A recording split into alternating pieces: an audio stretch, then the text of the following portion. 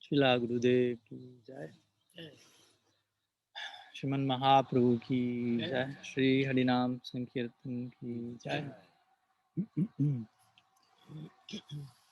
Shri Thakur Bhaktivinoda ki jai. Narasingha Bhagavan ki jai.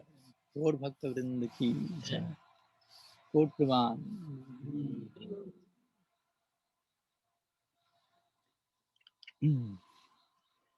So, pranam to all of you. Good afternoon, and thank you for sharing your precious company here. If you cannot hear me too much, you can get closer as usual. My throat has its limits. So we are continuing today with our series of words and thoughts and hopefully some insights about Narasimhadev, the Raga-marga, and the role of Sri Narahari in the path of that devotion that follows in the footsteps of the Brajalok, of the inhabitants of Vrindavan, as we introduced yesterday, which is the role of Narasimhadev for us Gaudiya Vaishnavas, because it may be a deity, as we mentioned, that may be invoked in certain particular circumstances that we say today. There's no problem if you want to pray to Narasimhadev for not having a car crash, but hopefully we do not limit that to that. That's the point. You can even, you may be in some dangerous situation, okay, you can take shelter. Narasimha Bhagavan, better do that than do nothing. But ideally, hopefully we do not only approach him in those moments. So how, and the question is there a place for approaching him in the context of all that the Raga-marga represents? Yes, Bhaktivinoda Thakur is there to shed light on that in the context of his Navadvip Bhavataranga. So yesterday we began with analyzing the first of 5 prayers he presented to Nrsimhadev in the context of his pilgrimage into the sacred land of Nadia. Specifically, the context of these 5 verses are Bhaktivinoda Thakur wandering and rolling on the ground in ecstasy in the land of Godrum, which is his favorite, his place of residence, let's say, eternal place of residence, that particular unique place in the whole Navadvip area connected to Kirtan, interestingly. So we make some important connections between Nrsimhadev and Kirtan, and how he's protector of the Sankirtan movement and the protector of Bhagavan, Sri Krishna in the Lila, in Nandishwar, in Nitya Navadvip, the form of his own name in Sriva's house, and so many other connections, blessing us to proper understand Srimad Bhagavatam, following the footsteps of Sridhar Swami and so on. So yesterday's first verse, just a very brief recap, as you may recall, Bhaktivinoda Thakur was praying to Nrsimhadev to please help me to transcend the 6 enemies, Kama, Krodha, Lobha. My heart is infested, you say, with them. And on top of that, Pratistasya, Pratista, he say, Kutinati, duplicity, sheer cunning, thirst for position, false position in this world, and so on. So please help me with deal with them and give me the exclusive desire to serve Sri Krishna. So implying, of course, our idea is not you have to purify your heart from tip to toe, only then you can speak or hear about Krishna, but the proper connection with Krishna Lila can help us to, like, Vikreditam Brajavadu Viridam to Vishnu, says the Bhagavatam. Sadam Vitana Srinyujata Tabarna Yekla. Bhaktim Param Bhagavati Pratilabhikavam Hitrogamapasapi Asapahinoti Chireinati. So the disease of the heart, which is calm, selfish, separate desire, can be relinquished, Sukadev says, by hearing the Rasa Lila. Interesting. By hearing that section that sometimes someone may say, you can only go there when you have all your senses under control. But Sukadev is saying, you can hear this section and you can have your senses under control by hearing that. But of course, that's in a particular context with proper guidance. It's possible for sure. That's the power of Harikatha, and that's only insignificant power of Harikatha to help you to control your senses. That's just the preface to all that Harikatha can bestow. On top of that, Bhaktim Param Bhagavati and Parabhakti can be bestowed by just hearing Harikatha. But at the same time, again, there is place to Okay, bhakti is totally powerful. But in the context of our sadhana, in the context of our sadhaka project, if you will, there is place for acknowledging certain possible chapters of messiness, as we say yesterday, but not to over-identify with them because we are not that messiness. That's a subtle line, not to acknowledge them, but not no identify with them.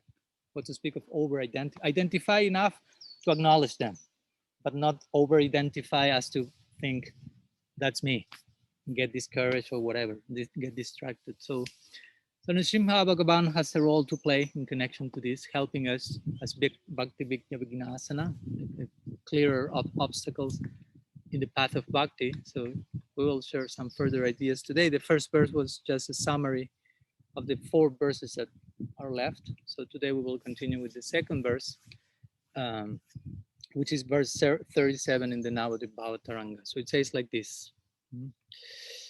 Kandya Nishrimha Pade Magivo Kakan Nirapade Navadvipe Jugala Bhajan Bhaya Bhaya Paya Janra Darshane Sihari Prasanna Hoivo Kabe Moredaya Kari. So Thakur Bhaktivinoda is praying to Nrsimhadev while rolling on the dust of Godrum Dvip, try to enter into the portal. This is each verse is a portal for us. No?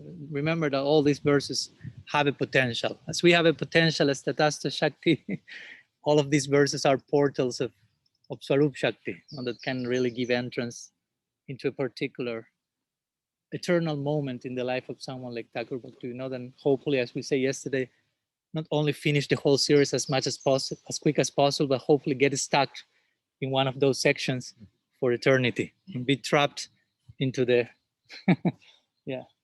the web of mercy. We are there. No? So he's saying, when will I cry? And of course, hopefully we identify with this call. When will I cry at the feet of Nrsimha Dev and pray that I may serve the divine couple in Navadvip without disturbance? So different elements are there. When will I cry on one side the feet of Nrsimha Dev? So and pray that I may serve the divine couple, so Sri Radha and Krishna, in Navadvip, interestingly, without disturbance. So many implications in all of this section. And that's the first part of the verse only. When will this Lord Hari, Narahari, whose terrible form strikes fear into fear himself, itself, ever become pleased and show me his mercy? Srimad Bhagavan ki jai, Thakur Mahashaya ki jai. So this is the verse we are trying to unpack today. Kandyani Shrimhapadi Magibo Kakhan. Kakhan means when. There are many nice prayers of Bhaktivinoda Thakur. Kakhan or Kavi Havi, oh when or when, that day will be mine, when this, when that. Again, full of longing, full of hope. That's the very gift, as we say yesterday, no? If I cannot attain my goal, at least let me die with that hope, embracing the hope. I want the hope to die with embracing the hope. And that's what Srila Gurudev is giving us. That's the pranam mantra we were reciting today. Radhika Madhavasam, says Raghunath Das Goswami. Radha Kundan Giri Baramaho, Radhika Madhava Asam. Asam means hope. So he has given me the hope of the eternal prospect, that means of service to the divine couple. So he gave me that hope. Radhika Madhavasam. Prapto yasya pratita kripaya Sri Gurum Tam Natoshmi. And therefore, I'm so indebted. So many gifts have come from him. I offer my pranam. And pranam means my life is being thrown into the fire of dedication unto his feet.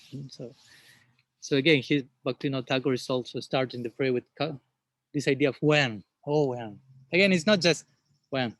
Like when you are asking, oh, when this will happen, when will that happen? This is when surcharged with drenched in tears. No? When that will come, when that will happen.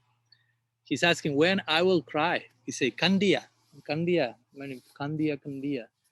means cry. So when I will cry, that's a question. We hear all our acharyas saying, We have to cry for Krishna.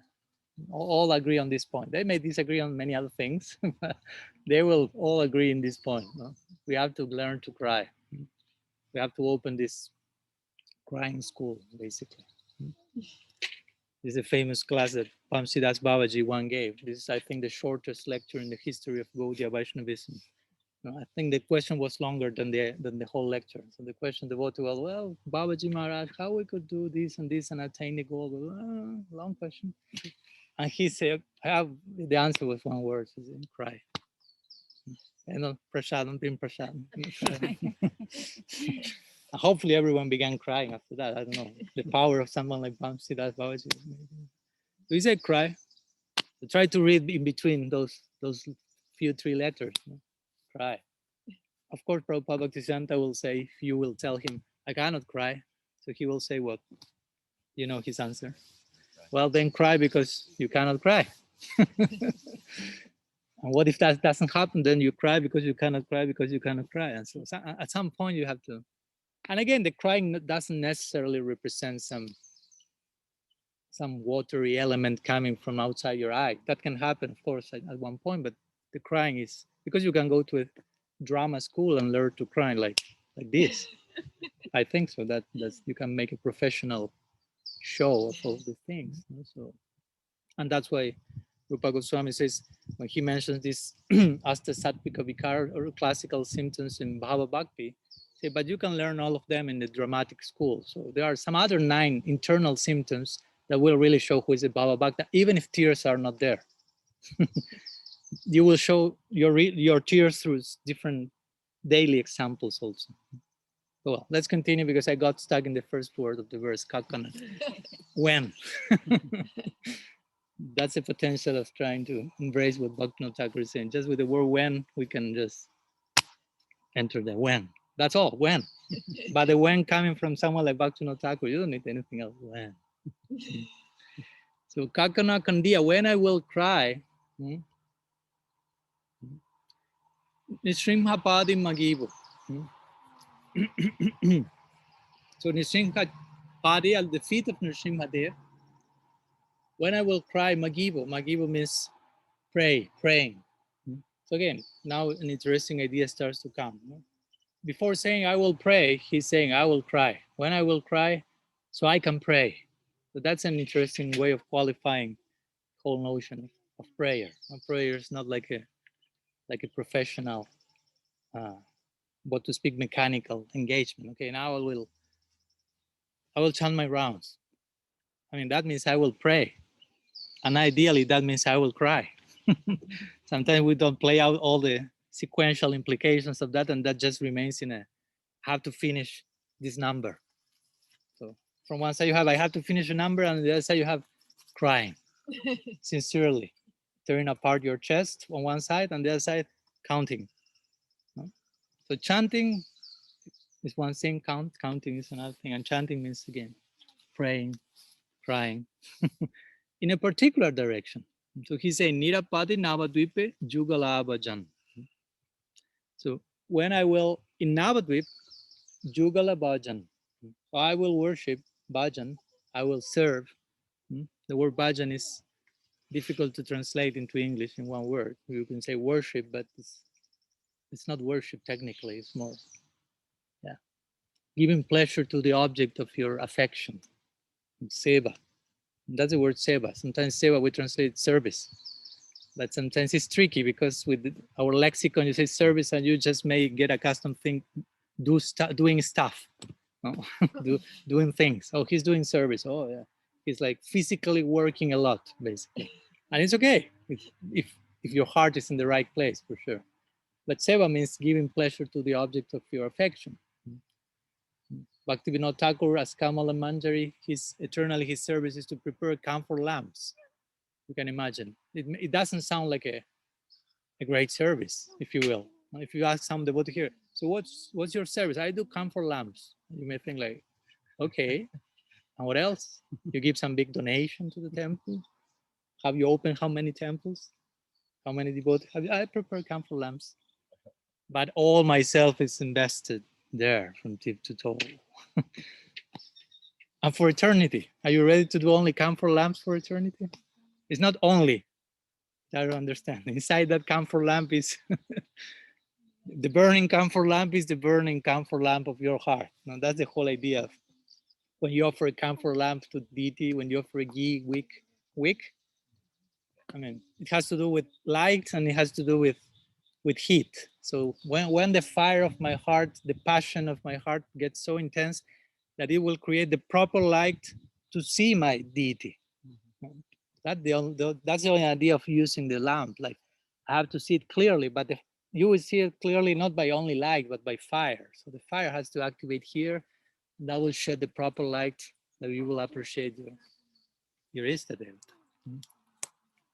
So he said, Nirapadi. Nirapadi means without disturbance. So we will try to explain what does Bhaktivinoda Thakur means by worshiping the divine couple in Navadvip, which again is an interesting idea. We will try to elaborate also upon. Without disturbance. Sri Mahadev is quite well known for helping us to deal with disturbance.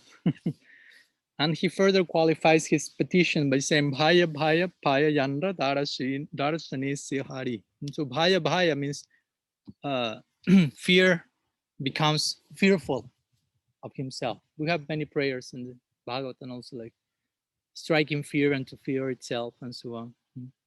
So Paya Yandra Darasani Hari. So this Hari, when he gives his darshan, fear himself becomes petrified, you say? That's important point there also. Because fear, Srila Sri Maharaj will say, suspicion leads to suspension. So fear paralyzes us, doesn't allow us to really move.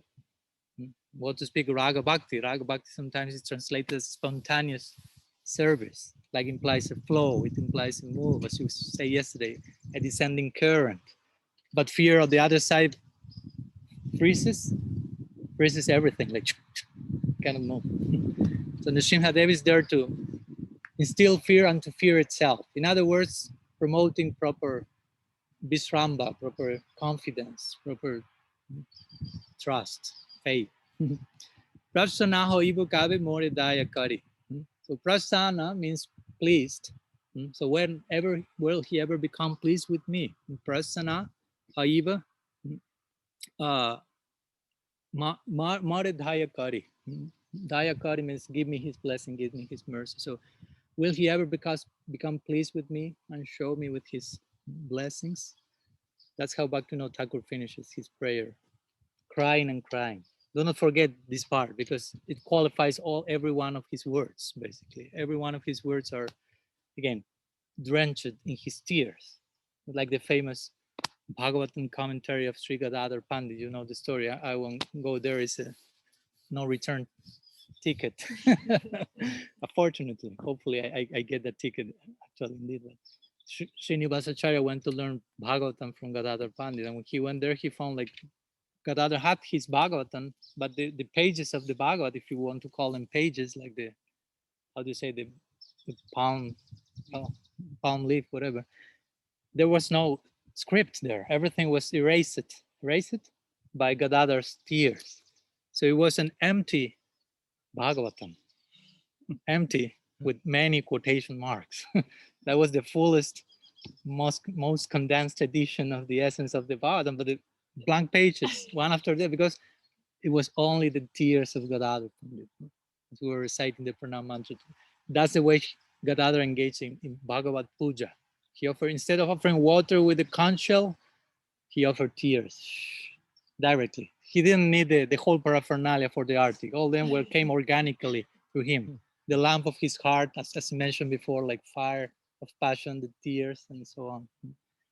So there was no Bhagavatam, but there was the essence of Bhagavatam were those blank pages. If you have the eyes to read them, if you find those tears there. So similarly here, every single word of these prayers is not just, again, it's not Bhaktivinoda Thakur thinking, okay, I'll write some prayers so the sadhakas who will read this book will be inspired to pray in some. No, he's desperately crying and drenching the paper when he's writing and so on, and sharing his trance with us. And so here we are in what's the name of the area? Hillsborough? Chapel Hill, sorry, to trying to take advantage of that.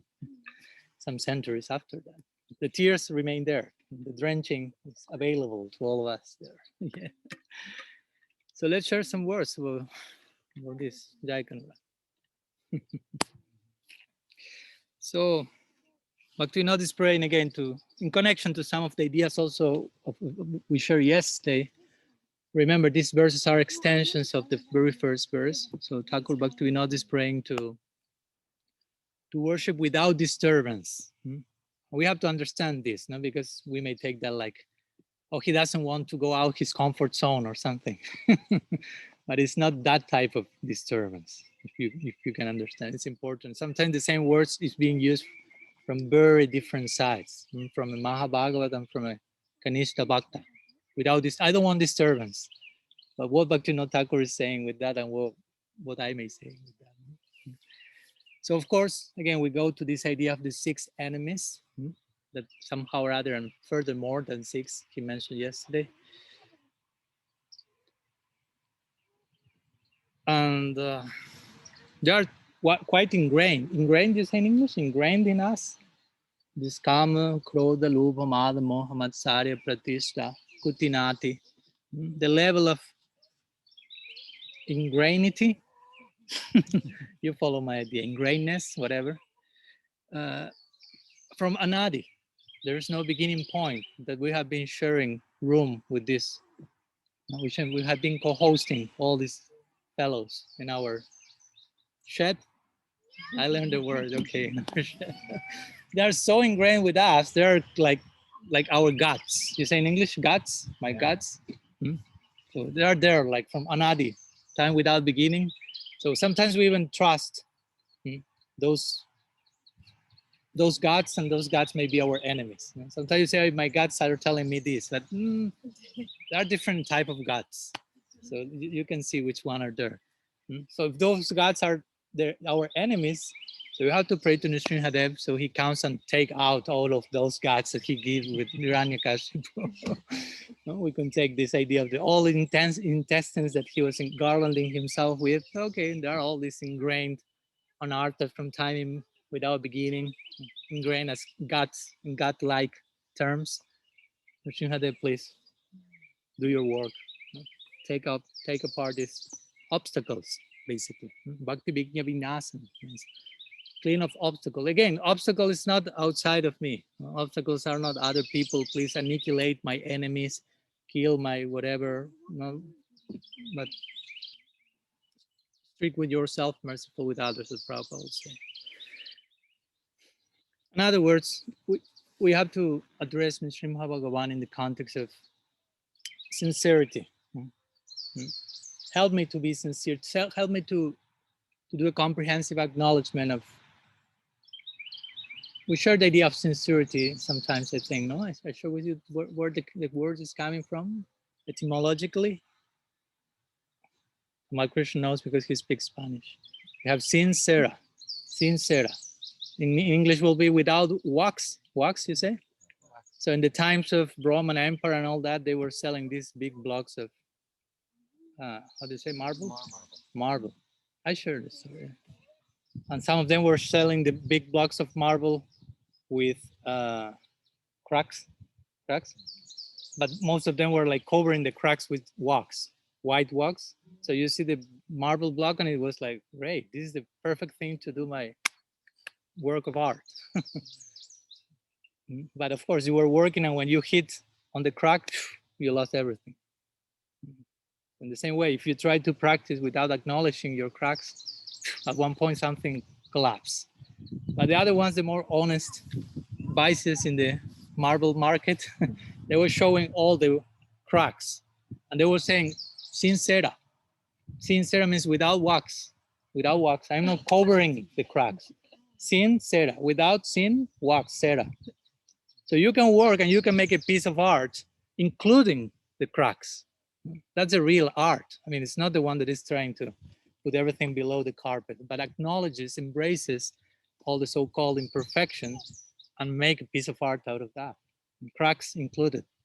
So to be sincere basically means to present ourselves in the market of mercy with all our cracks and beg for mercy. Make a piece of art out of me, something like this. Put your hands in the hands of the expert carver, Sri Guru, the sadhu. He will know what to do with your cracks and make a very beautiful presentation. You may become offerable to Bhagavan eventually.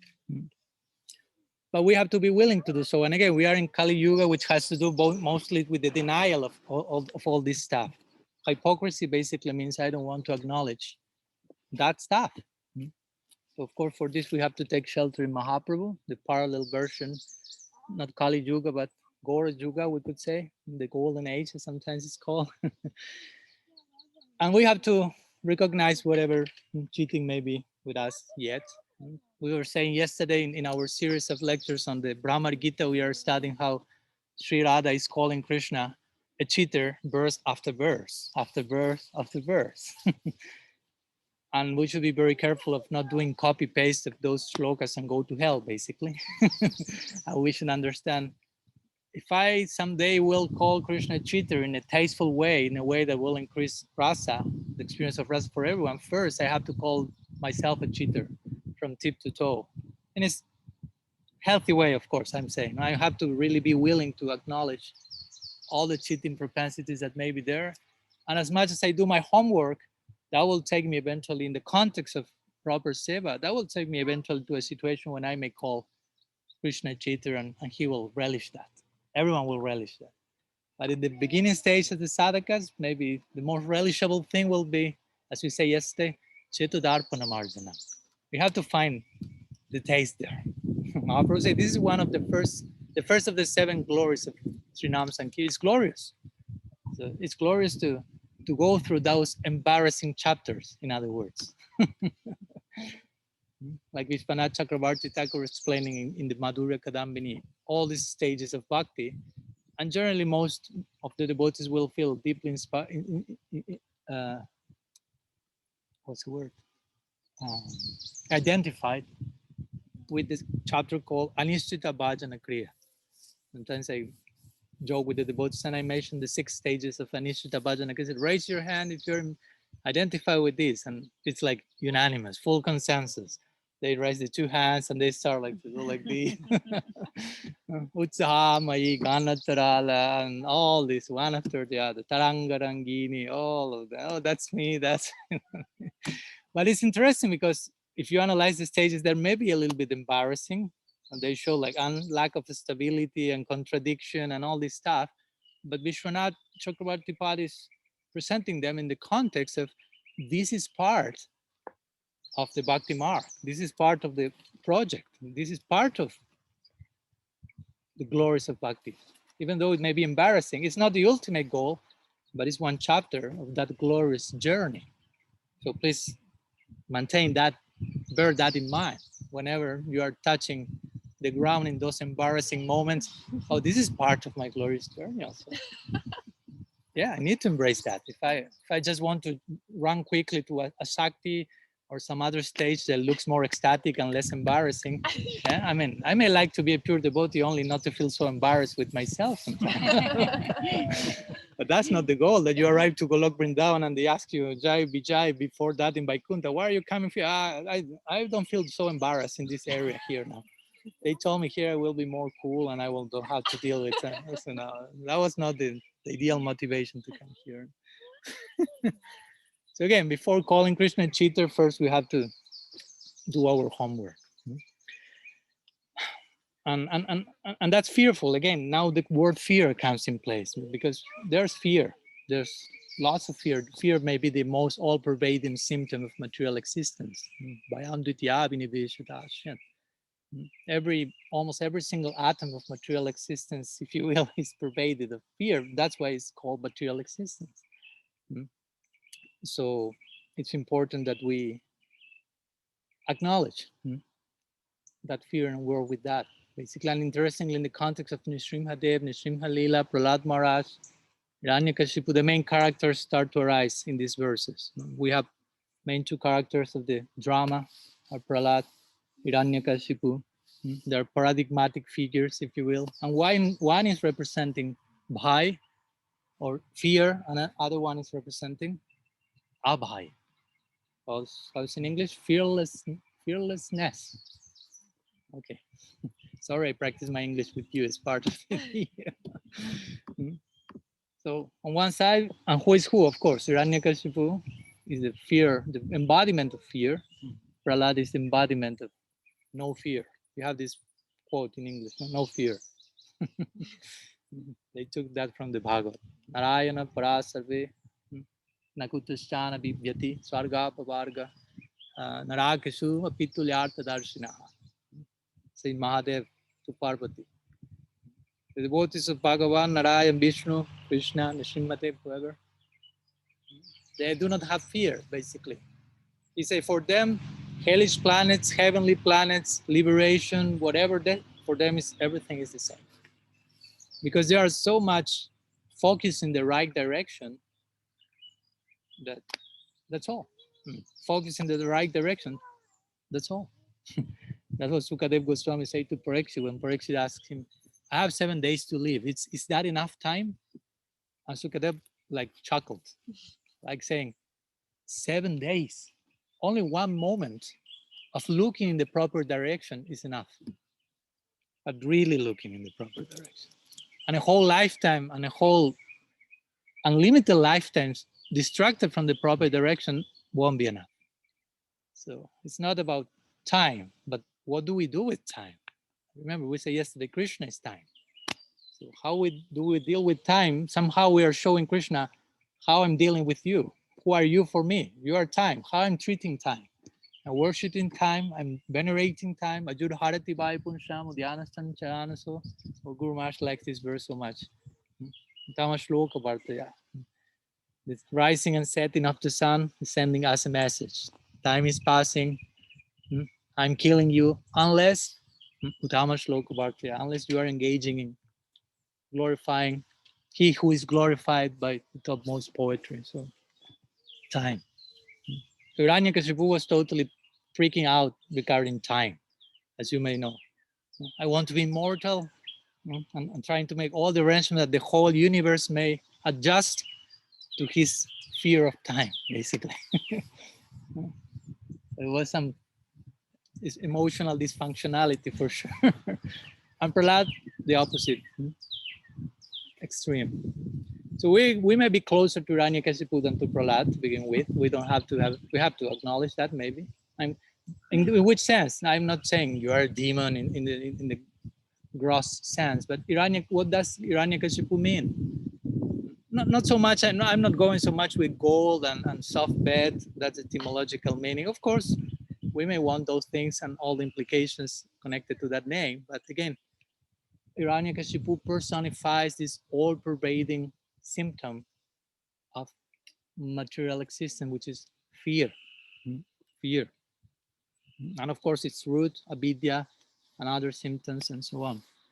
But Hiranyakashipu represents this idea of preserving the false sense of being, basically, against the current of time, fighting with time, fighting with the world, fighting with everyone, trying to preserve the unpreservable. I like to create new words, and if this doesn't exist. So that's the whole idea of fear. I mean, I'm swimming against the current, and I have this asmita, this false self of asmi of who I am. I want to kill the whole world just for the sake of preserving that. And fear and time, of course, keeps running, keeps running, and you're filled of fear. And everyone else is against me, so I have to conquer everyone. That's the idea of Hiranyakashipu. I have to conquer the whole universe because all of them are potential enemies. So Hiranyakashipu is a very personification, I will say, of victim consciousness. Let's put it in more contemporary terms. Yeah, gold and soft bed, but victim consciousness. Like everyone is against me. Some conspiracy is there in the whole universe. The devas are against me. I have to conquer them all, especially Bhagavan. I have to kill God. And to that point of God is conspiring against me. Like if you are so important, I like to have God conspiring against you. But that was his idea. Everyone else is against me. So the finger pointing, the enemy is outside, the greatest of all cheatings. So that was When we put our hand into the malika, this finger goes outside. You like to point, do not enter. The idea is do not go with this victim consciousness in your chanting, basically. The finger is someone else is to blame, not me. I'm the victim. Someone else must be the bad guy in the movie. When you are chanting, leave that tendency outside, please. That won't be chanting if you chant from that side. It's a symbol, but it carries some meaning there. And of course, if I feel everyone is against me and I'm full of fear, I will try to control everyone because I'm full of fear and I want to guarantee that they won't do anything to me. So I will try to dominate, to control. I won't trust anyone. I will feel the need to control everything and everyone. Try to imagine. If you feel that need, that's fear. I hear Bhaktivinoda Thakura is praying to Narasingha, please free me from that fear. Because that will be a great obstacle in the path of Raga Bhakti.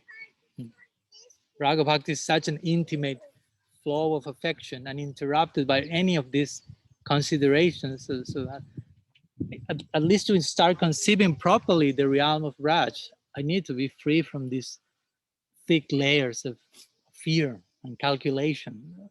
Because if I try to understand Vrindavan with all these layers, who knows which picture I will end up getting. So again, victim consciousness. That's an important point that they were speaking with. I don't know who at this point, but basically victim consciousness means that stage of consciousness where you are in denial of personal responsibility. Basically, that's victim consciousness. Someone else is to respond for what I have to respond. Someone else is to blame for myself that I have to take responsibility. For whatever happened in my life, someone else is to respond. No, I have to respond. So someone in victim consciousness will feel the whole world is against me or someone is against me, that group, that party. And God consciousness is exactly the opposite, strictly speaking.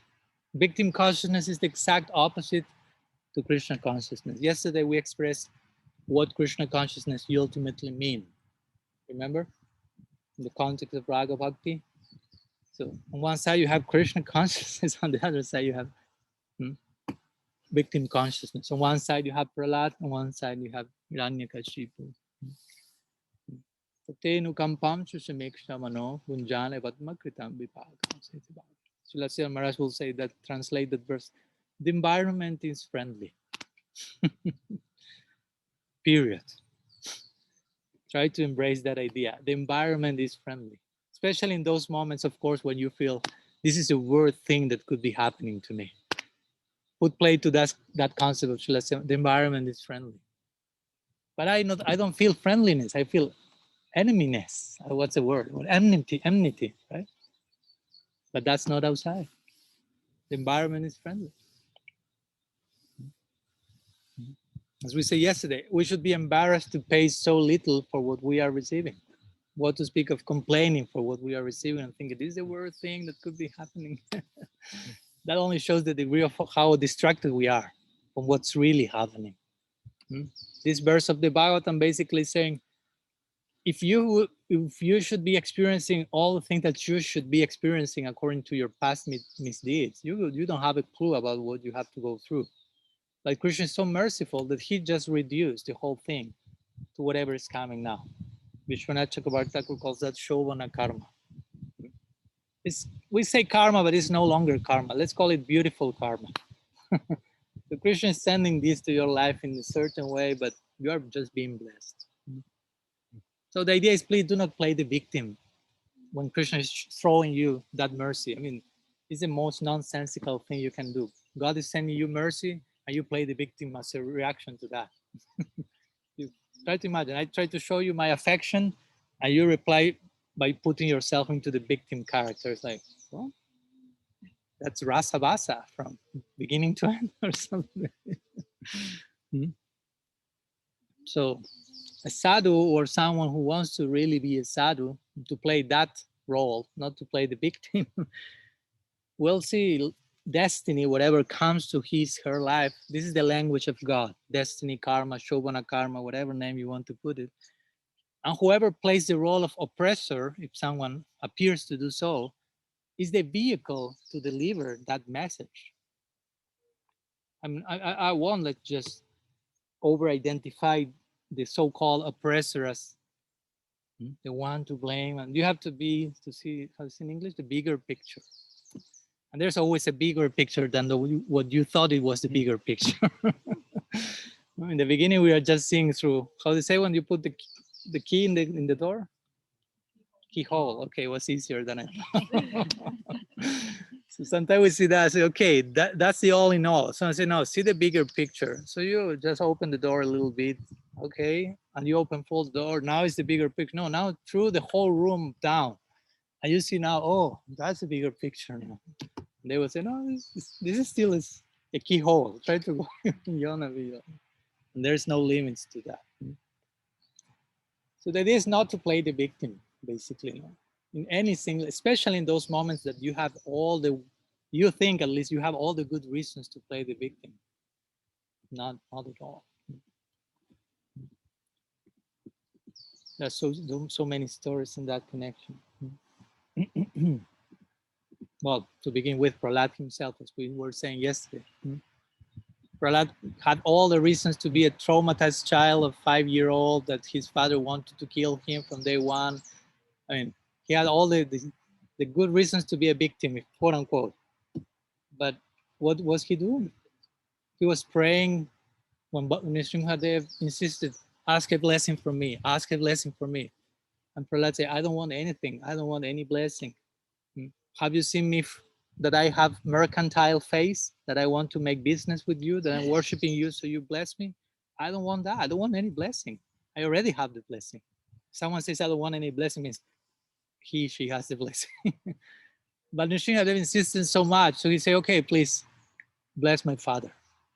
Bless my oppressor, apparently. But he said, please bless him, bless him. No victim consciousness. That's the idea. And Prahlad, as we know, represents, tomorrow we'll speak more about Prahlad, but he represents the foundation of the whole temple of Raga Bhakti, in the sense of he personifies Santa Rasa, which even in one sense could say it's not inside the Raga-marga equation. But Mahaprabhu came to give Chari Bhav, says Chaitanya Charitamrita. That's Sakya Vatsalya Madhurya. Santa Bhav, generally, sometimes there are different views and opinions. It's not that much considered into the realm of Raga Bhakti. But it doesn't mean that it is to be dismissed in every single sense, because all that Santa Rasa implies is there. I will say that from Dasya to Madhurya is part of the temple of Raga Bhakti, and Santa Bhakti is not there officially, but it's there as a foundation of the temple. Now you don't see the foundation when you see the temple, but you know there is a foundation, because if not, the whole temple will fall apart. So as we say yesterday, what's the foundation of Santa Rasa? Selflessness, universal compassion, no victim consciousness, all these elements that still may not be the ultimate attainment in the Golok, but they are the foundation. So they are, in one sense, as important as the other elements, if you will. So Prahlad is personifying this idea, no victim consciousness. I always remember, I always like, before even meeting the devotees, the famous story of, how do you say in English? Socrates? Socrates, okay. You know the story when he was cursed to, not cursed, but he said, okay, you have to leave Athens, or you have to die, basically, in brief words. He was like guilty of, uh, how do you say in English? Degrading the youth. He was, accused from that. He was speaking too much and too sharply. He was too wise. Interestingly, some of the ones who were learning with him were the ones who accused him eventually. So you can see, for some people, some teachings may be too much. They may not be ready for embracing a certain level of discourse. So, well, the point that he was saying, okay, you can leave Athens, that it will be like to say to a Kshetra sannyasi in Braj, say, you have to leave Vrindavan. Something, let's make some parallel. You have to leave your dham. No? So you live there, oh, we kill you. Say, kill me. I won't leave Athens. Athens? Athens. No? But he said to them, no, the ones who were given to, how do you say what he drank in English? Hemlock. Hemlock. Hemlock. In Spanish is cicuta. I don't know in English how to say that. Oh, whatever poison, yeah.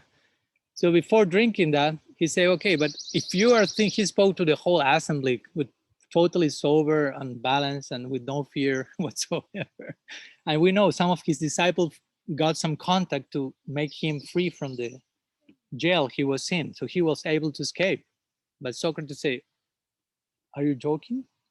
I mean, you are inviting me to escape from my fate. I mean, I have lived all this life personifying this particular message. And you want me that in the final chapter of my life, I contradict everything I say in my life and I run like a coward from death? I'm not afraid from dying. I will embrace my fate. I will drink. So he ended up his life giving a whole discourse on the nature of the eternality of the soul and so on. But he said to the ones who were thinking they were killing him, he said, if you think you will harm me, you will not harm me. You will harm yourself, basically, he said. I won't play the victim. No, and you are not my oppressor. You are doing whatever you do. But if you think in certain terms, you make yourself the victim, and you will be the victim because you choose to play that role. I won't play that game. Sorry. So he drank and he left, perfectly sober. So that's on one side. We have the no victim consciousness, but nowadays, especially in postmodern society, when we have this like extreme sense of like subjectivity, like when whatever I feel personally, that's truth. That's my truth is whatever I feel as real. So that's really delicate. Of course, it's a reaction to some other extreme, but that's another thing.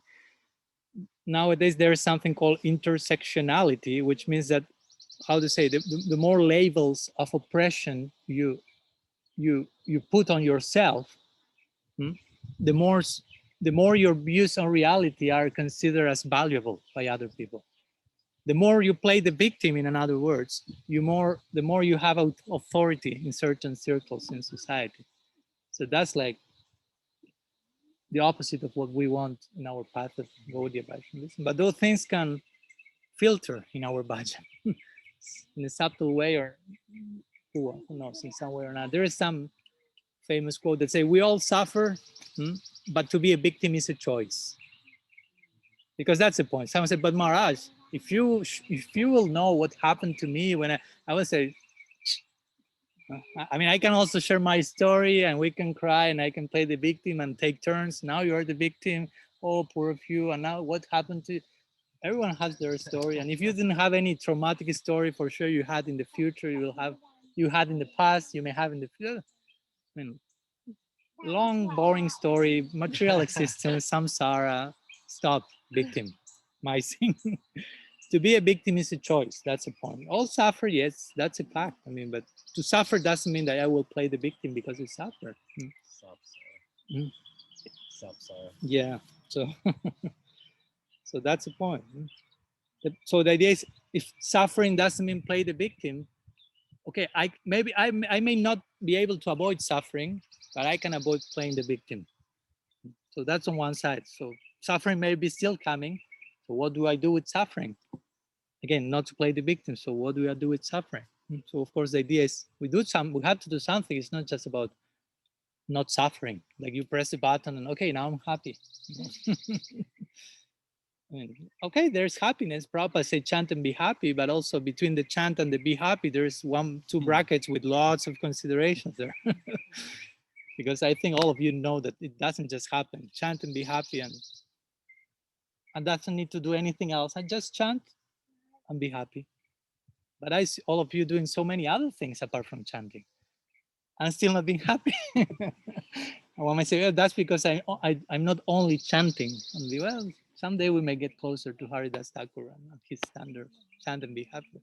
But there is a form of suffering also that needs to be embraced. I mean, suffering is not a bad thing at all. We see that's in present eternality, fueling the whole dynamics of the lila. So it's not about stop suffering, but learn to suffer, I would say. And because we are not willing to learn how to suffer, we suffer. Not in the legal way, if you will, not in a way that nourishes our happiness. Oh, sorry if you feel my discourse is paradoxical, but that's how it should be. Because if we don't learn to embrace paradox and all these type of so-called contradictory ingredients, we won't enter into a progressive stage of practice, what we call madhyam bhakta, madhyam adhikari. So, so again, that's Prahlad Maharaj is a big example of non-victim consciousness.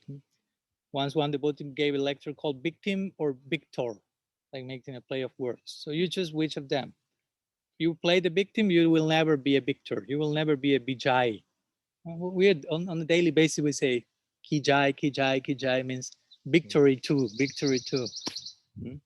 So that means if someone is victorious, means he's not playing the victim. So that's why we say Prahlad Maharaj Ki Jai. And may his victory may be victorious over us. I still play the victim, Prahlad, please defeat me. Be victorious over me and teach me how not to be a victim in any single moment. Because sometimes you can play the victim in a grotesque way, publicly in social media, whatever. But sometimes it's just a very subtle thing that not even yourself are realizing that. What to speak others, but it's there, polluting the environment. So we need to continue. And that's why Bhaktivinoda say, without disturbance. Please, Nrsimha Bhagavan, help me to worship without disturbance. That's a very important point here, without disturbance. Without victimhood. I mean, so many things we can say regarding without disturbance, but without obstacles. And obstacles, as we mentioned, it's not that there won't be obstacles or there won't be suffering, but they may be the proper way to address that, or the wrong way to address that. So obstacles can come, but if I'm properly situated, those obstacles will nourish me. So you can no longer call them obstacles. That's the question. I mean, if something is nourishing your bhajan, how much of an obstacle that is. So if you are properly situated, there are no obstacles, strictly speaking. And in that sense, Nrsimha Bhagavan is the destroyer of obstacles. It doesn't mean there won't be any more obstacles or there won't be any more suffering, but by his blessing, I will learn to suffer. I will learn to embrace obstacles in such a way that they will fuel the fire of longing. Like the famous example, all the Goswamis wanted to join Mahaprabhu. For example, I don't know, Rupa, Sanatan, Raghunath. And in the very beginning, they were not able to do so. One went to jail, literally. Another was in the jail of his house. Raghunath Das Goswami was not able to leave. Gopal Bhatta wanted to join Mahaprabhu. Mahaprabhu himself told him, you stay with your parents till they pass away. So they wanted, but obstacle. But which was the result of that obstacle? The fire of their longing kept increasing more and more. It was another forest fire. That's the only forest fire that can counteract the forest fire of samsara. One samsara contracting another samsara. Samsara also means full essence, samsara. So the great devotees are in one samsara and no longer in the other samsara. So if we have proper longing, and that has to do with Raga Bhakti, Nrsimha Dev is connected with Raga. Raga Bhakti is all about longing. So if we develop proper longing in the proper Sangha, that longing will burn the obstacles and make them food, if you will, or medicine to begin with, at least.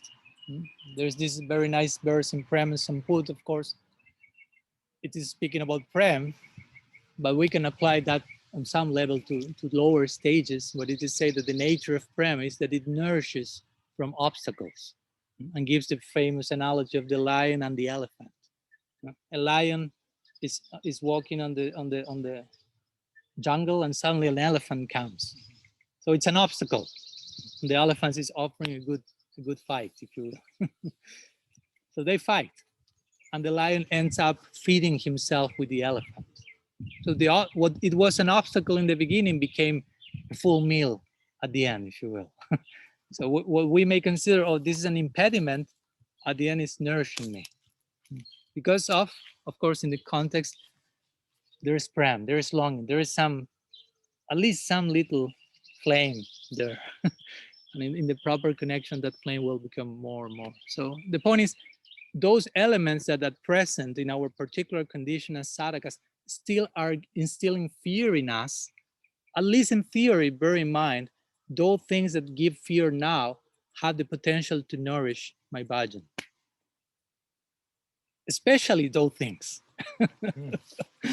Especially those things that I still don't have the vision to appreciate how they can nourish my bhajan.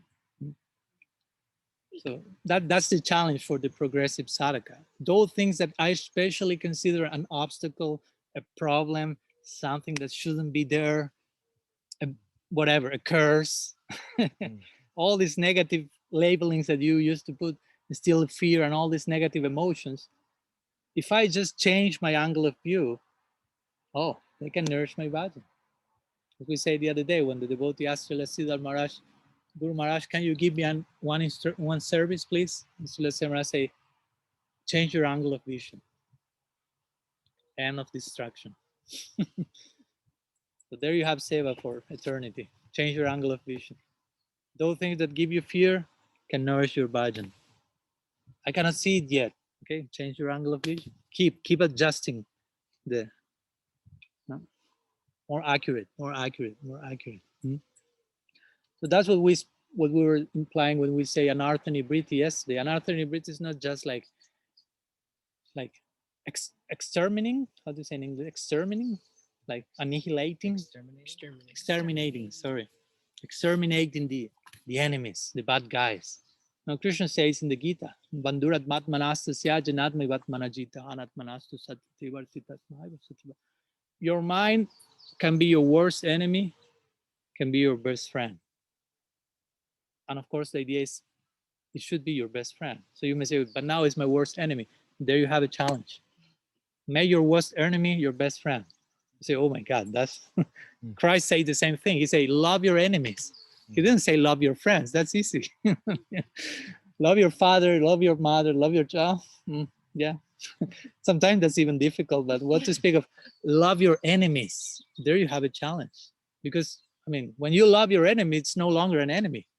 You realize, oh, that enemy has the potential to not be an enemy.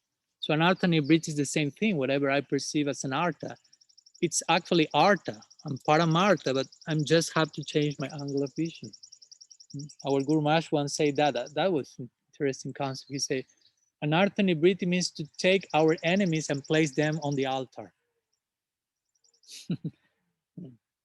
Learn from them, hear them, let them teach you.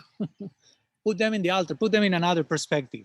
Oh, they are worthy of being worshipped by some particular reason. They are no longer enemies.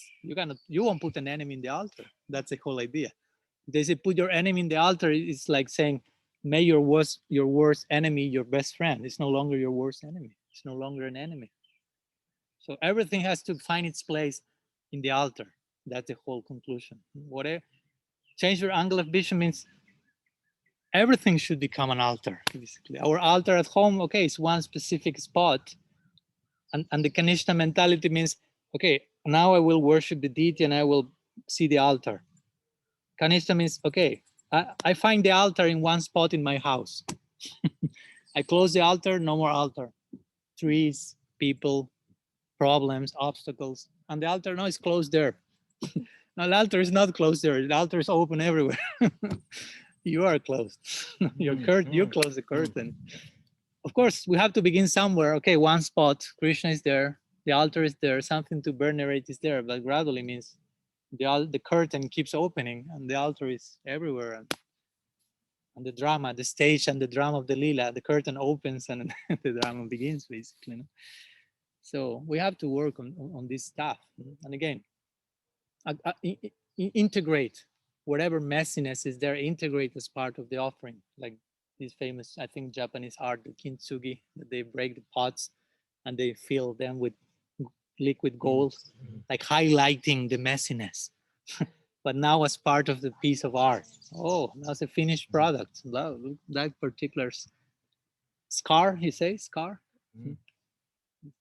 The scars are important. They create some scars also. The other day I was helping Bhakti Rasa with, she asked me to help her with put this, how do you say, these posts that you have there, Yeah, with this tool that you have to do like this. Yes, you can do that. So I was like for an hour doing that, and it worked nicely. I channeled my Rajaguna considerably. That was good. But it seemed that at one point Rajaguna, instead of turning into Sattva, went to Tamas or whatever. So I went like this, and this rebounded, and I did it didn't fit in the place, but rebounded on the border, and like, and then this like this. So maybe you can see I have now a new tilak here, a new ornament on my side. So I acquired some scar in the context of, that was for the cows, so that was Go Seva. So hopefully I acquired I acquired some scar. So hopefully there is some scars also. Bhakti some scars, Go Seva some scars. And if there are some scar here, no problem. It's a sign of some scar. So Kintsugis will that messiness, some scars there, but hopefully in the context of some offering, and trying again to acknowledge all this, to, as we say the other day, I think we spoke about that in some series of lectures some months back. I remember Gauranga Priya liked those classes on the Damodar Lila and Kartik. We spoke about transcendence as integration of complexity. That's an important point, because we sometimes speak about transcending and we just think about dismissing stuff. Like, I have to transcend, leave behind this world, this anartha, this enemy, like evasive mechanism actually. But transcendent means integrating.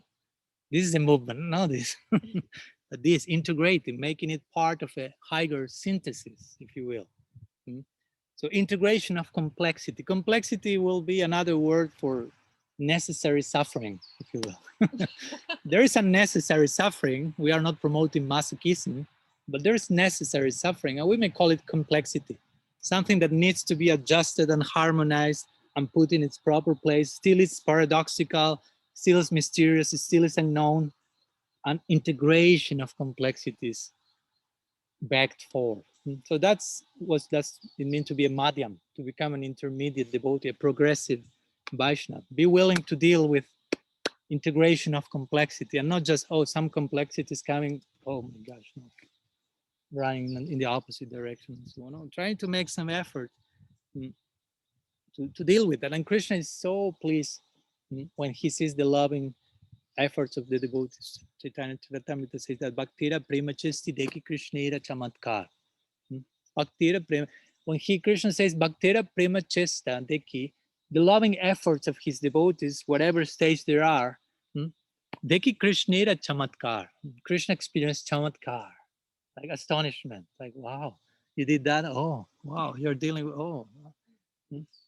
When Gopakumar arrived to Golok, you remember Krishna embraced him, and both of them, how do you say? Fainted. Yeah.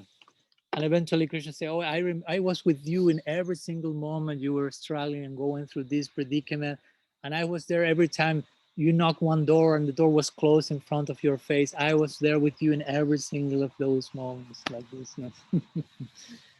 So we are trying to do that, to make our obstacle become nourishment, friends. And Narasingha Dev is there to help us in that regard. Famous instance also that we can share in that connection is when the Kasi, in the beginning of the Gaur Lila, the Kasi is quote unquote representing an enemy, a bad guy trying to oppose the flow of Sankirtan. And again, the Kasi, let's take it in a more archetypal way. So there's one Kasi inside of us. So opposing the proper flow of Srinam and breaking the Mridanga, if you will. At one point, I don't want to deal with all that Sankirtan implies, starting with that Chetudharpana Marjana. But eventually we know what happens. Kasi goes to sleep and he has a dream. And the Srihadev appears and say, Mridanga is my favorite instrument. And you broke it. I will break your chest now. There's no Kasi shows Mahaprabhu, opens his chest and shows some scar. He acquired samskar, bhakti samskar by Nrsimhadev's grace. And from that moment on, the Kasi, who was one of the main enemies, became converted.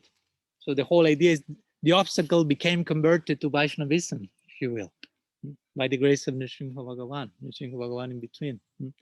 So he's the one who frees from obstacles into the path of Raga Bhakti. And also, again, he will be there when the temple of Bhakti will be officially inaugurated in our heart. Our Istadev will be fully installed forever there.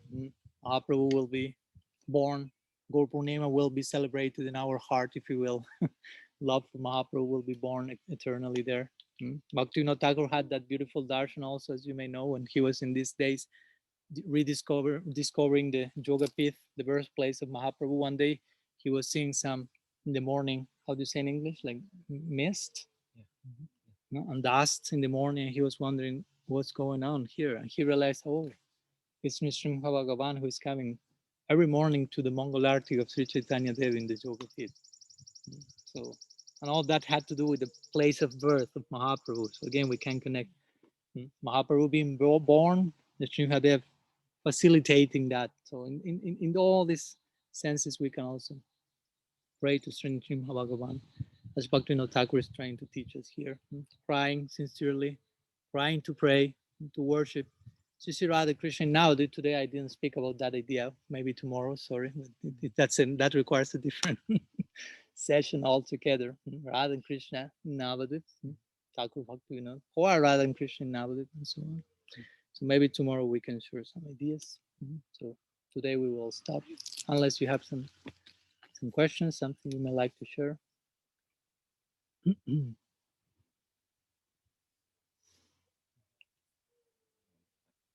Reflect, Maharaj. Yeah.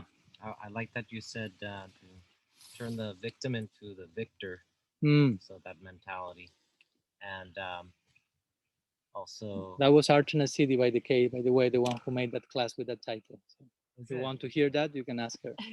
She's connected here. The Archana Siddhi ki jai. Yeah, sorry. No, I like the story. I haven't heard that metaphor, the lion and the elephant. So let your obstacle become your nourishment. And it was kind of reminding me of the famous Lord Brahma's prayers, Tat Tena Kampam, that famous one. That was kind of reminding me that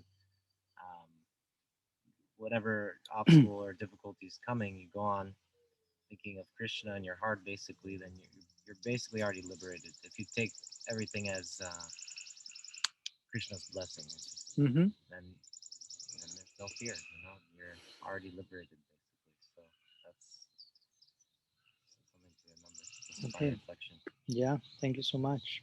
Really nice class. Thank you. Yeah, that's verse from the Bhagavatam, of course, is another session altogether, but shows the real standard of tolerance, because in the Gita, Krishna says, how is this verse? Matas parsas to kaunteya sitasna sukha dukkada agama painonityastan titikshasya bharata. You have to tolerate happiness, affliction in a mundane sense. So you know it's coming, you have some knowledge of why you have to tolerate and so on.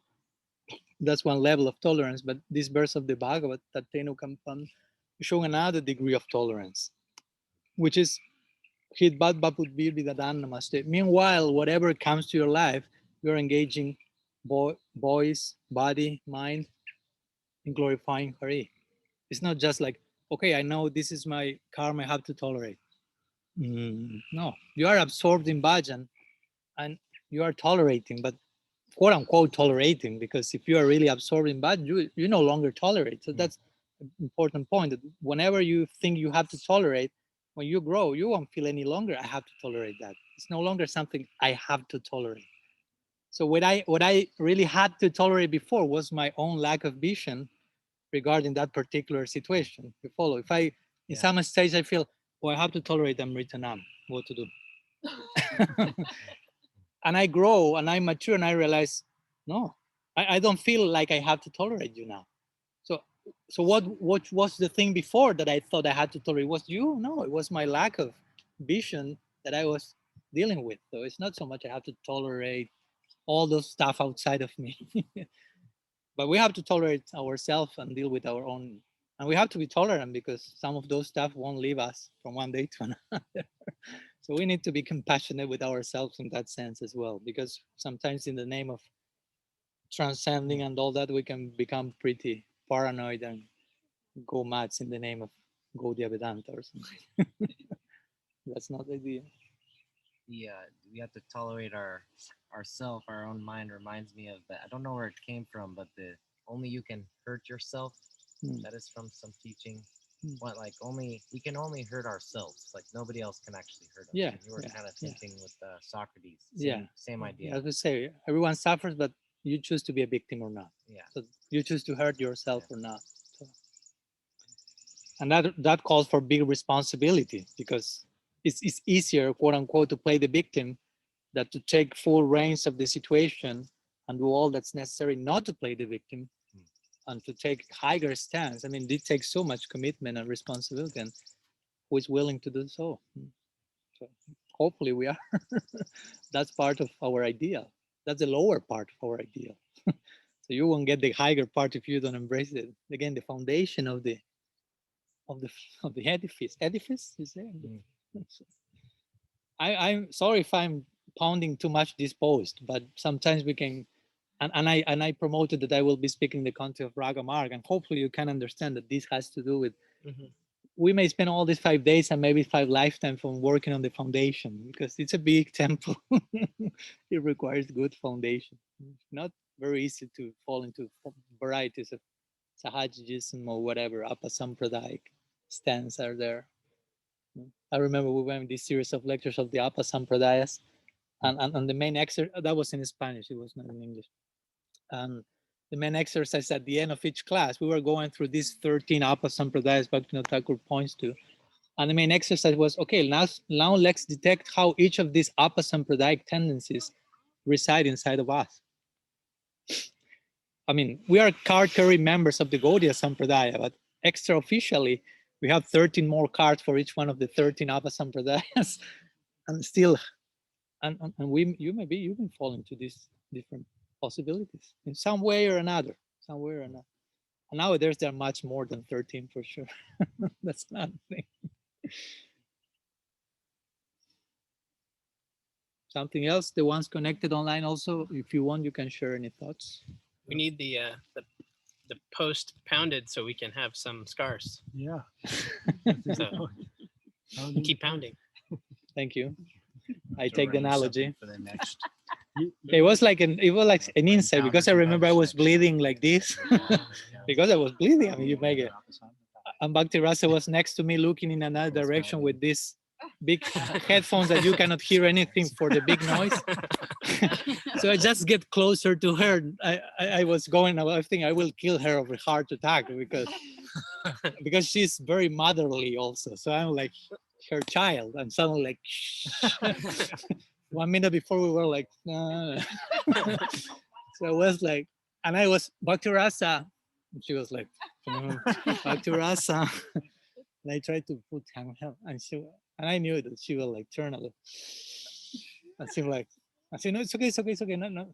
And immediately I did again, have some scars. And it seems that it helped. He started to laugh, and she got relaxed. So she was the main one who had to survive. I was okay compared to me.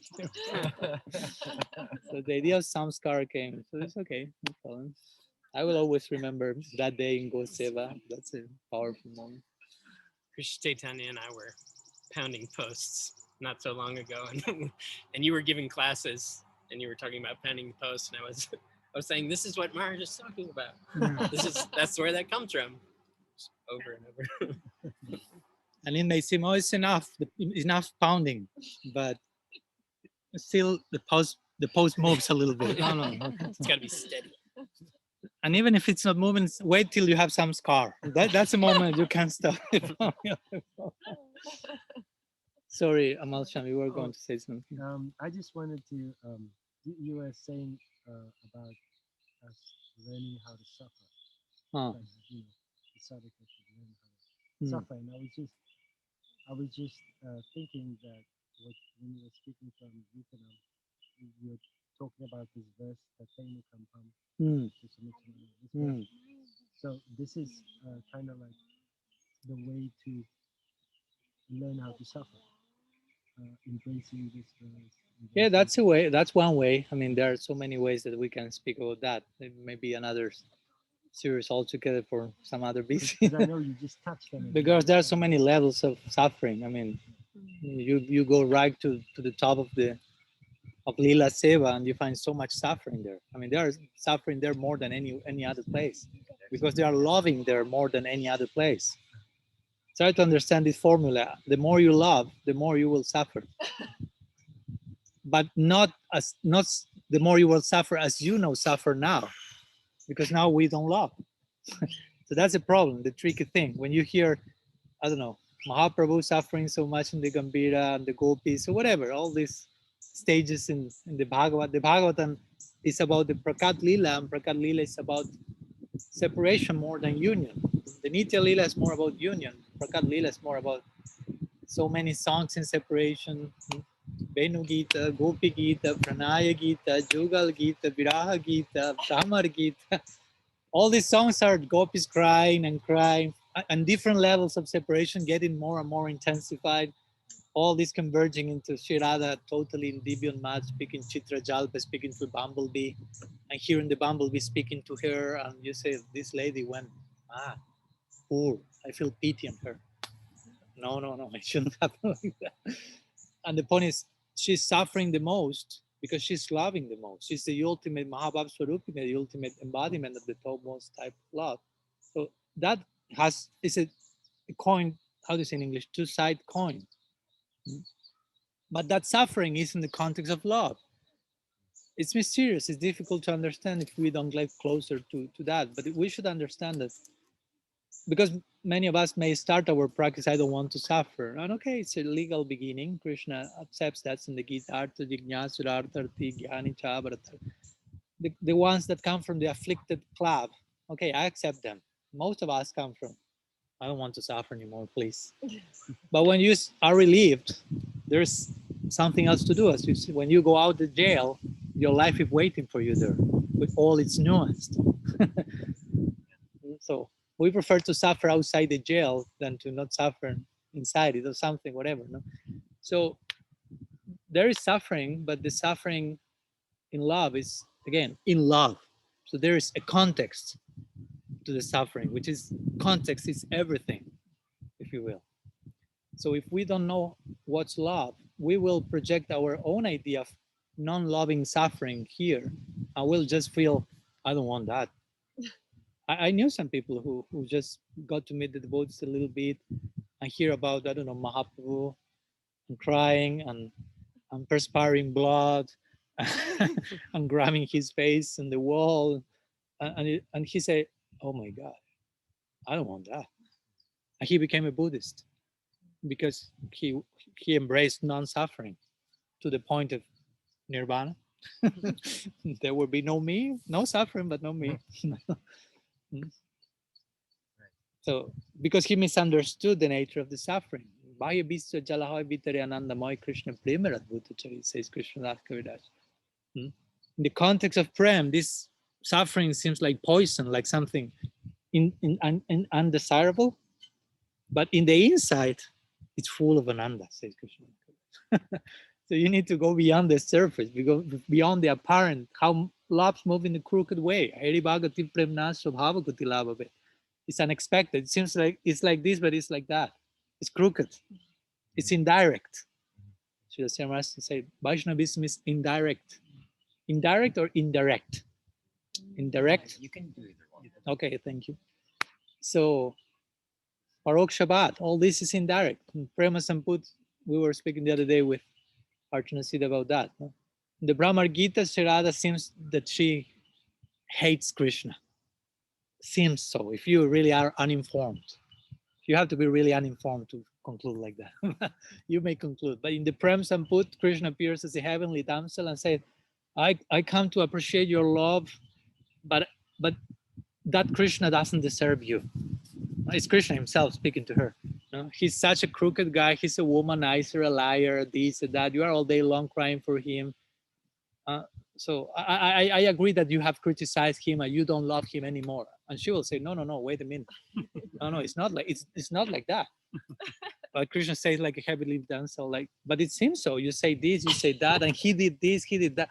Radha said, no, it's not like that. It seems like that, but it's the totally opposite. And she starts to give a whole discourse on the nature of love, how she loves Krishna, how Krishna loves her, and Krishna is being instructed by his guru. Namisisya Guru Nadradhikar Prema. It seems one thing, but it's another. So that's the language of love, especially if we speak about romantic love. It's all about parokshavad, indirect language.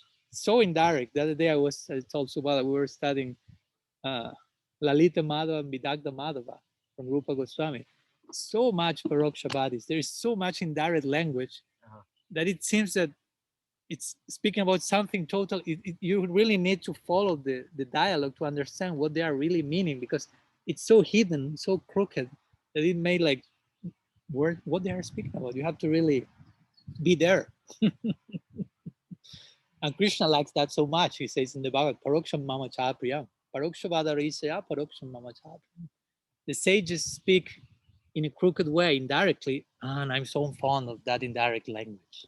So he's so fond, Sri Radha will only speak in those terms because she lives for that, for pleasing Krishna. So she doesn't even have to think, okay, this pleases Krishna, I will do that with pleases Krishna. Because there's no second option for her. There's not something else apart from pleasing Krishna. So in an intuitive, spontaneous way, she flows in that direction. So. Okay. Such a rich discussion.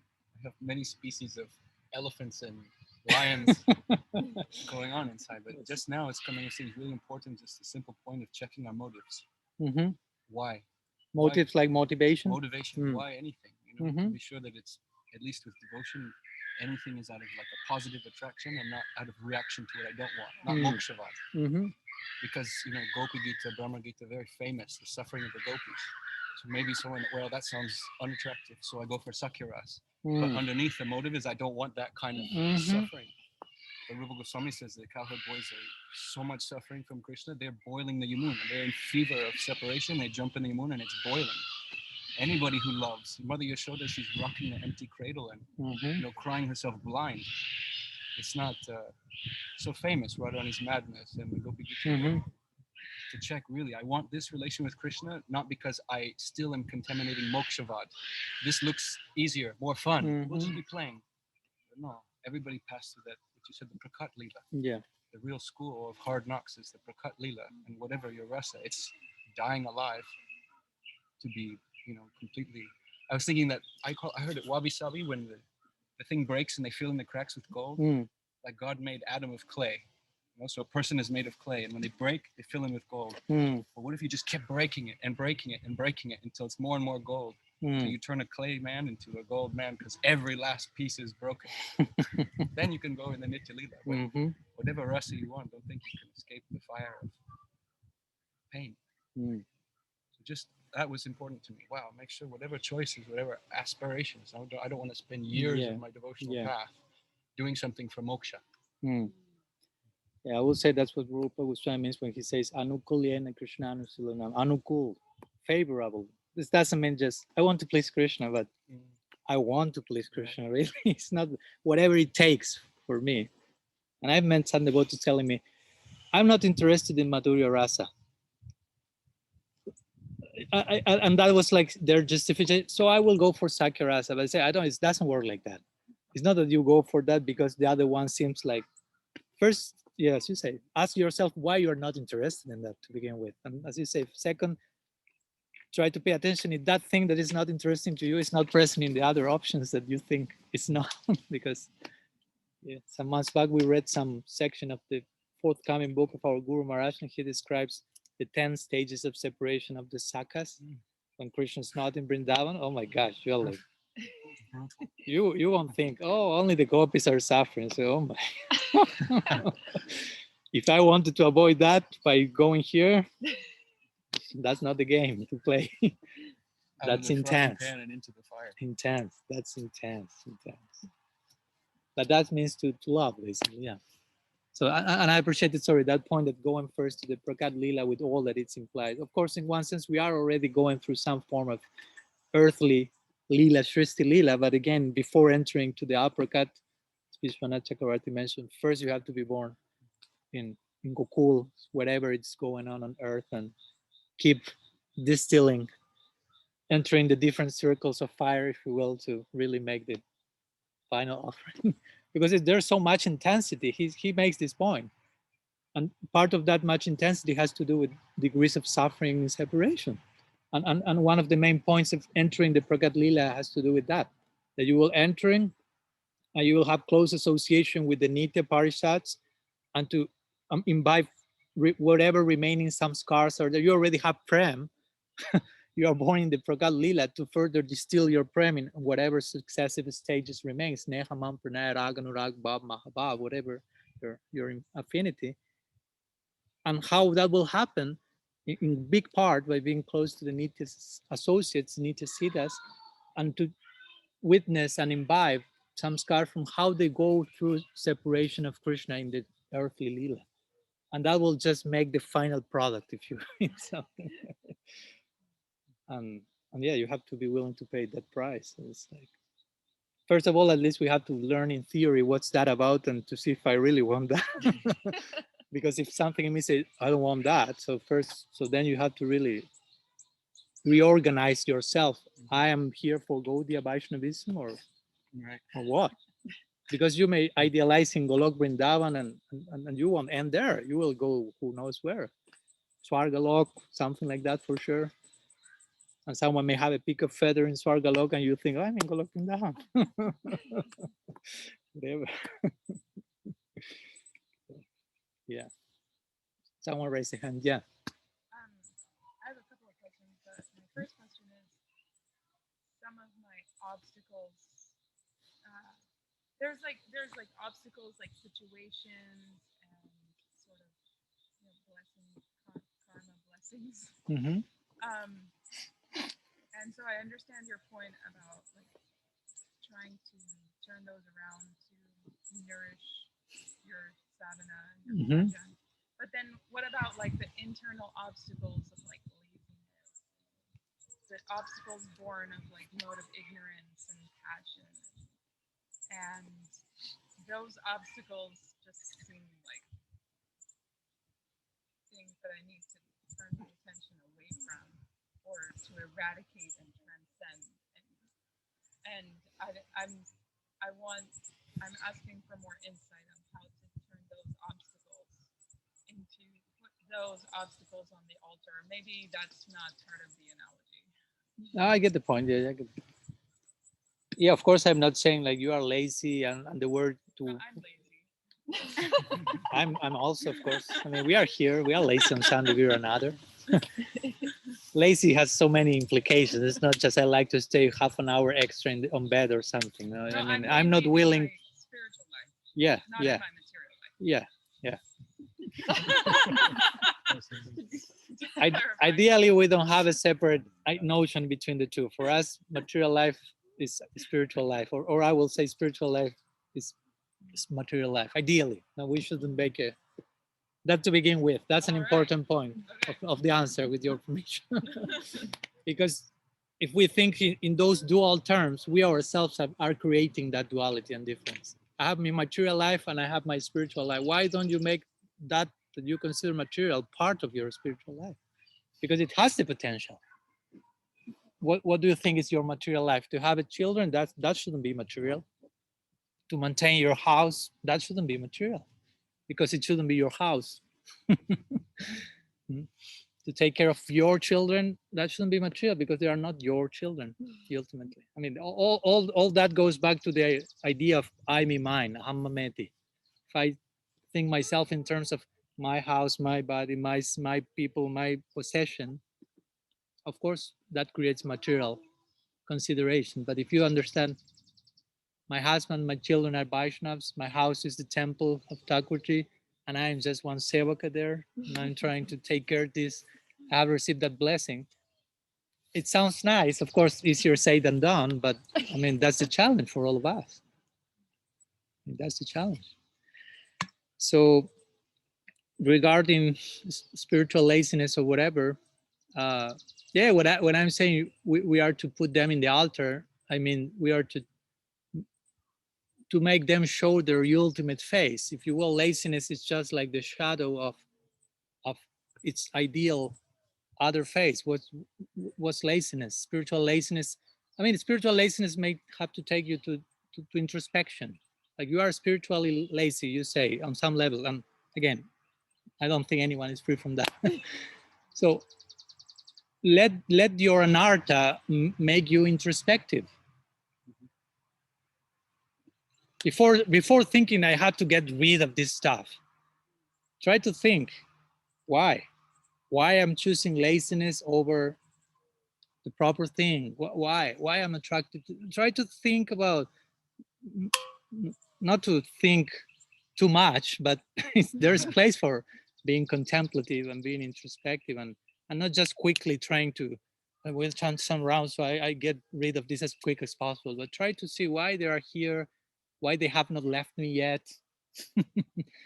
what they are trying to tell me. I mean, I have to learn from my quote unquote enemies. If you don't learn from your enemies, they will never become friends, basically. So you may learn that you need also more association, more intimate connection with certain sadhus, more commitment in your sadhana, more, I don't know. I mean, I don't know you, so I cannot speak in detail, but the point is, whenever a particular quote unquote obstacle knocks on my door, I try to first hear the obstacle, if you will. It's trying to tell me something. So what do you want out there? yeah. Because generally we just like the three monkeys and try to kick that out. It's like, because we don't want to see that. I mean, in the beginning moment, we don't want to acknowledge that's there. It's embarrassing or whatever. We feel guilt, we feel shame, we identify with that, and we think nobody will love me because I have whatever. We try to evasive mechanisms. And many of them, as we say yesterday, is some subconscious. the shed, the barn is there operating. So it's good to take time to get to know with those guys, if you will. What was the barn? Is it long? What was it? Sorry? The barn. He never heard Because yesterday in the lecture The shed was your subconscious. You have things in the dark stored in there. And the shed, all kinds of junk. I know. too many analogies per class. Sorry, what to do? Horses and elephants and posts and I like barns. that it's a subconscious rather, like trying to figure out how to take that term and see it in the right way. And I've never heard that, so it was really enlightening to think of it as like, wow, yeah, it's a subconscious thing. I can't, it's pretty, the chitta. Yeah. The chitta. So it's pretty far out. Still is something quite evasive and difficult maybe to grasp, but at least we kind of locate where is that or how is that, and also the thing that the subconscious generally is moving, puppeting us more than what we think. Not to go crazy, but to bear that in mind and trying to become as awoken as I can, because to become enlightened means the subconscious is no longer puppeting me. I'm really conscious of what's going on. So I will recommend to start, pay attention, see how you react to that, to those things. If you really want to hear that, to pay attention that, to acknowledge whatever has to be, or quickly one wants to. And if one wants to do this quickly, they won't leave. They be careful. So try to hear them, learn from them, and take the necessary measurements. Of course, the positive embrace of whatever needs to be done for. And also patience, because again, some of those things are so much ingrained as we cannot conceive how many lifetimes we have been maybe living together with these tendencies and identify with them. So, I mean, of course, it's not a matter of, okay, I have 3 million lifetimes. There's no fixed number. So I need 3 million. It's not, but it's still, that may take some time. Once one devotee told Srila Maharaj, asked him, Guru Maharaj, how many lifetimes will take for me to get to my ultimate goal? If I do things nicely, let's say, of course, not if I cheat myself. So it seems the devotee was expecting some kind of in this very lifetime. So that's when I say, oh, 2-3 lifetimes. And the devotee was shocked. And Srila Srila was shocked. They would say, 2-3 lifetimes? And Srila say, is that too much? He was shocked. Like, what's 2-3 lifetimes? I mean, you are coming from unending, uncountable births, and I'm telling you 2-3 life. That's nothing. That's embarrassing. Again, I'm paying so little. And we shouldn't even be concerned about that question. Actually, my Guru Maharaj will say, when I will get free from this world, when you stop asking that question. That's the day you are already beyond all that consideration. That's a good one. Or one day also I remember Brigupad asked Guru Maharaj, Guru Maharaj, when I will go to Golok Vrindavan, he asked. He laughed with the question. And Guru Maharaj said, in 3 lifetimes, he says, sadhana bhava prem. Whatever it takes to get through those 3 lifetimes. So, but Srila Maharaj basically will say, the process is so nice in itself. So where do you want to go? You follow my point. I mean, you are not going to a place where you will be doing something different to what you are doing now. So if you want to go as quickly as possible to some other place, it means you are not doing things nicely now. Because we will, I mean, that's the uniqueness of bhakti, which is the means and the goal. In eternity, we don't expect to do something different from what we are doing now. The only difference, of course, it will be the motive, the internal disposition. But externally, we may be doing camphor lamps for eternity. But the motivation will be so accurate that there will be no problem. That will be my eternal service, camphor lamps. But there's so much content there. So everything becomes so much simplified externally because internally it's so developed. No? Someone raised their hands before? No? Yes. Just some thoughts on, you were saying about how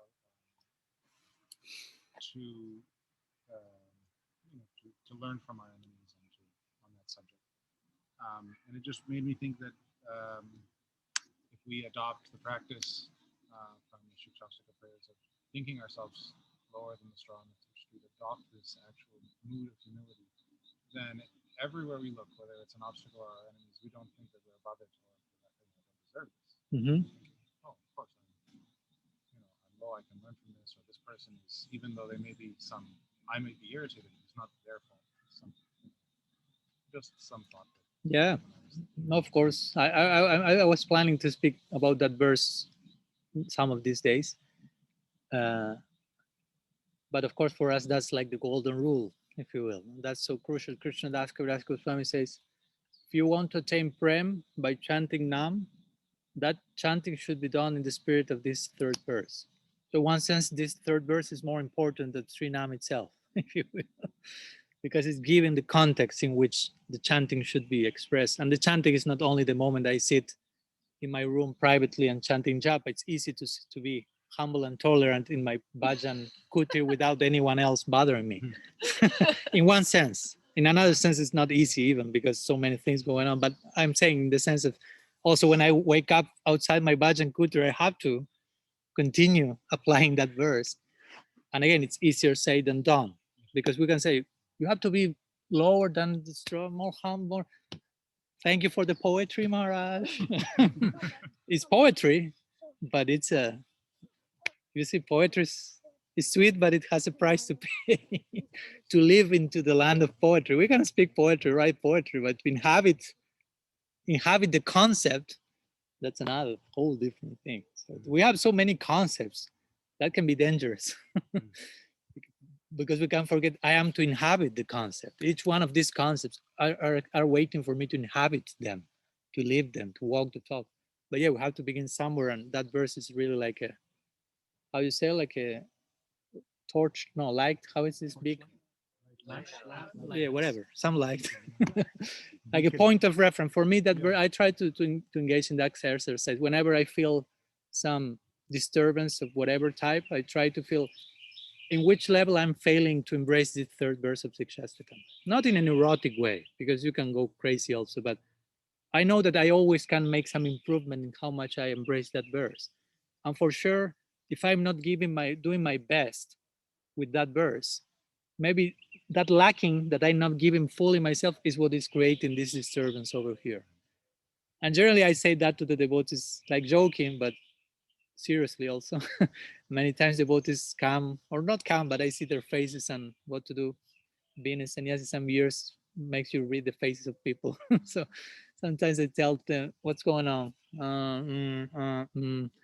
And I start to ask them, how is your chanting? How is your sadhana? How is this third verse? And they So there you have your answer. No, try to embrace that more tightly, and your face will change and your expression. But yeah, we have to. Yeah, that verse is all about responsibility and commitment. You don't find victim consciousness in that third verse for sure. Shri Sikshastakam ki jai, Srila Gurudev ki jai, Shriman Mahaprabhu ki jai, Harinam Sankirtan ki jai, Shri Thakura Bhaktivinoda ki jai, Narasingha Bhagavan ki jai, Gaur Bhakta Vrinda ki jai, Gaur Premananda. Vancha Kalpatarubhyascha Kripa Sindhubhyeva Cha Patitanam Pavanebhyo Vaishnavebhyo Namo Ananta Koti Vaishnava Vrinda ki jai, Gaur Hari Bol.